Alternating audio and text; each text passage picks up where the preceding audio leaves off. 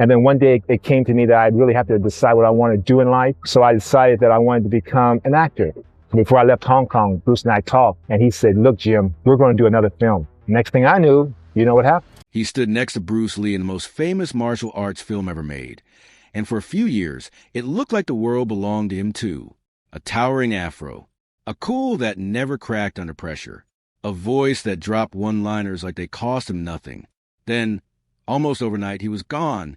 No scandal, no arrest, no tearful goodbye interview. Just an actor who had been everywhere suddenly being nowhere. For 30 years, most people assumed the worst, that Hollywood chewed him up the way it chewed up so many black actors of that era and spat him out with nothing left. The truth is stranger, and honestly, a lot more admirable than that. Jim Kelly didn't lose his career. He walked away from it, on his own terms, and built something else entirely quietly, without a single press release. This is that story. James Milton Kelly was born on May 5, 1946, in Kentucky, at a time and in a place where the color of a boy's skin came with a built-in ceiling. This was a segregated South. Restaurants had sections. Schools had lines nobody crossed. And for a black kid with big ambitions, the world had a way of reminding him exactly how far he was supposed to go and no further. Kelly pushed against that ceiling the only way that was available to him, through sheer physical excellence. At Bourbon County High School in Paris, Kentucky, he became a standout across multiple sports: football, basketball, track. He wasn't just good. He was the kind of athlete that coaches build entire programs around. That talent earned him a football scholarship to the University of Louisville, a genuine rarity for a black teenager in the mid-1960s, and on paper, it looked like his path was set. College ball, maybe a shot at something bigger, the whole trajectory laid out in front of him.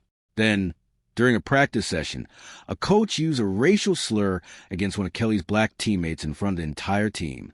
Nobody stepped in. Nobody apologized. And in that moment, something in Kelly recalibrated. He wasn't going to build his future inside an institution that had just shown him exactly how it viewed men who looked like him. He left the University of Louisville during his freshman year. No dramatic announcement, just a decision made and executed. That decision could have been the end of the story. A promising athlete, walking away from his one clear shot at something bigger, over a single ugly moment. Instead, it was the beginning of a completely different one. After leaving Louisville, Kelly found his way into a dojo in Lexington, Kentucky, and started training in Shorin-ryu karate under an instructor named Sin Kwangda. For the first time, Kelly had found a discipline where advancement wasn't handed down based on who you were connected to or what you looked like, or which side of an invisible line you were born on. You earned your rank. You earned it through hours, through pain, through repetition that didn't care about your last name or your skin tone. He trained obsessively. Karate rewarded exactly the kind of relentless, self-directed work ethic Kelly had already shown on football fields and track ovals. Except now there was no coach who could disqualify him with a slur. There was just a mat, and whether or not you could back up what you claimed to know. By 1971, that training had turned him into one of the best competitive karate fighters in the country. He entered the circuit and started collecting championships, eventually winning 4 major titles in a single year and establishing himself as one of the most decorated competitors in American karate. That kind of dominance opened doors that Kentucky never could have. Kelly relocated to Los Angeles and opened his own karate school in the Crenshaw district, and it wasn't long before the studio started attracting an unusual clientele. Actors, athletes, industry people who'd heard about the champion running a dojo across town and wanted to see him move in person. Nobody planned for that dojo to become a launch pad into movies. It just happened that way. Kelly's first brush with the film industry came almost by chance. He was training an actor named Calvin Lockhart, the lead in a 1972 thriller called Melinda, and a production needed someone to play a martial arts instructor on screen. Since Kelly was already there, already teaching the star, the filmmakers essentially looked at the guys standing in front of them and handed him the role. He had never acted before in his life. He didn't need to reach far for the part, because the part was essentially just him. That performance, small as it was, put him on the radar of people in the industry who were paying attention. One of them was producer Fred Weintraub, who was in the middle of putting together an ambitious international production with Bruce Lee for Warner Brothers, a film that would eventually become Enter the Dragon. The role of Williams, one of 3 fighters invited to a mysterious martial arts tournament, had originally been intended for a different actor, who dropped out days before filming was set to begin in Hong Kong. Weintraub, having heard about the karate champion running a school in Crenshaw, went to see Kelly for himself. He didn't need to see much. Kelly got the part. Enter the Dragon premiered in 1973, and it became one of the most successful and influential martial arts films ever produced, later selected for preservation by the Library of Congress as a work of lasting cultural significance. Most conversations about that film's legacy start and end with Bruce Lee, and that's fair. Lee's performance is legendary for good reason. But Kelly's contribution to that film mattered in a way that's rarely given its full due. Williams wasn't written as comic relief. He wasn't a sidekick trailing behind the real hero waiting to be rescued. He was composed, sharp-tongued, entirely unbothered by the world around him. A character who moved through the film with total self-possession. For black audiences watching in 1973, that mattered enormously. It wasn't the first time a black actor had appeared in an action film, but it was one of the first times a black martial artist had been allowed to simply exist on screen as a complete person, dangerous and funny and confident, without the character being reduced to a symbol or stereotype. By all accounts, Kelly and Bruce Lee developed a real mutual respect during filming. Lee died on July 20th, 1973, just weeks before the film's release, an enormous loss that reshaped everything that came next for everyone connected to the project, Kelly included. He never got the chance to make another film alongside the man who had helped put him on that set in the first place. After Enter the Dragon, the press needed a shorthand for Kelly, and the one they landed on was the Black Bruce Lee. It sounded like flattery on the surface. In practice, it was a cage. It measured Kelly entirely against someone else's legacy instead of treating him as his own person with his own style, his own presence, his own reasons for being compelling on screen. Every project pitched to him afterward got filtered through that same comparison. Could he open a film the way Lee had? Could he carry the weight of that specific kind of stardom? The question almost nobody in the industry seemed to ask was simpler and more useful. What kind of role would actually let Jim Kelly be Jim Kelly? Still, for a few years, the work kept coming, and it was good work. Black Belt Jones arrived in 1974 with Kelly in the title role, a hit that let him lead a film entirely on his own terms. That same year, Three the Hard Way paired him with fellow action stars Jim Brown and Fred Williamson in a film where the 3 of them took on a white supremacist plot, and it did strong business with black audiences who were, for a brief window, seeing something genuinely new on screen. Kelly kept working through the mid-1970s, including a reprisal of the Black Belt Jones character in Hot Potato, and roles in films that range from spy thrillers to westerns. But underneath that momentum, the ground was already shifting. The genre that had given Kelly his career, often grouped under the blaxploitation label, didn't fade out gradually. It was cut off. By the late 1970s, major studios had pulled back funding from these kinds of films almost entirely. The official reason given at the time was concern over on-screen violence. The more honest explanation had more to do with where American culture and studio priorities were heading. The political mood was shifting rightward. Audiences were being steered toward a different kind of action hero. And within a few years, the genre that had made room for black leading men in the early 70s had been replaced by a wave of white action stars who dominated the box office for the next 2 decades. Kelly kept getting scripts through the late 1970s. He read them, and more often than not, he turned them down. The characters on offer had gotten thin, reduced to muscle, and one-liners meant to make somebody else's character look better by comparison. Kelly wasn't interested in playing a prop. He said as much in interviews at the time, and that kind of honesty doesn't always play well in an industry that prefers actors who take whatever they're handed and say thank you. After the late 1970s, the major studio offers largely dried up. There was no formal announcement of any kind. The work simply stopped arriving.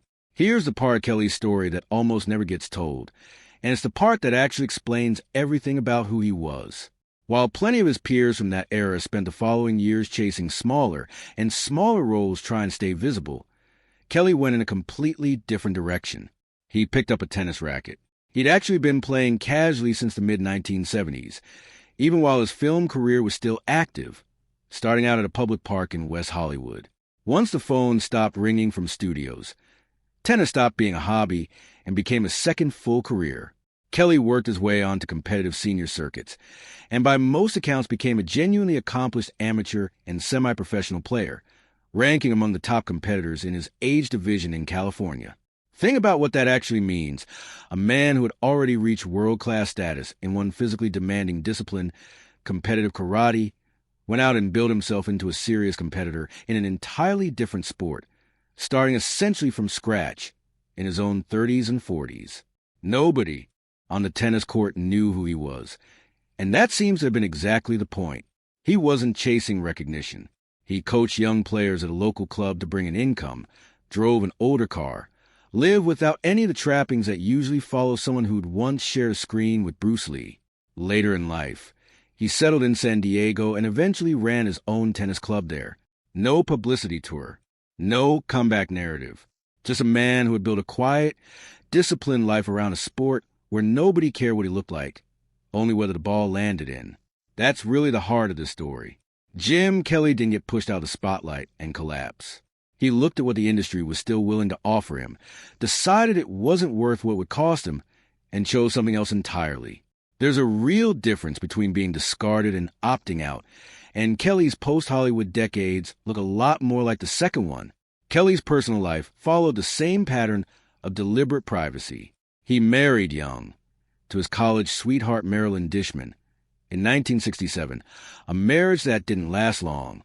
He was in a relationship with actress Rosalind Miles for a few years in the mid-1970s, during the peak of his film career. In 1980, he married Marcia Bentley, and that marriage lasted the rest of his life, more than 3 decades. He had one daughter, Sabrina, whose existence barely registered publicly, because Kelly simply didn't put his family in front of cameras. No red carpet appearances, as a family, no magazine profiles of his home life. That wasn't an accident. It was a boundary he maintained on purpose for decades in an industry built almost entirely around the opposite instinct. In the early 2010s, Kelly was diagnosed with cancer. He kept that diagnosis almost entirely private, sharing it with his close circle rather than making any public statement about his health. There was no farewell interview, no announcement to fans, nothing that resembled the way most public figures handle a terminal diagnosis. On June 29, 2013, Kelly died at his home in San Diego at the age of 67. His first wife, Marilyn Dishman, confirmed to the press that he had passed away from cancer. Even in death, Kelly's insistence on privacy generated its own strange side effect. Because so little had been said publicly about his illness, some unverified stories and rumors about the circumstances of his death circulated in the days afterward, and people close to him had to step in just to confirm the simple, undramatic truth. He had been fighting cancer quietly, and he died peacefully at home, surrounded by the people he'd spent his whole life protecting from public view.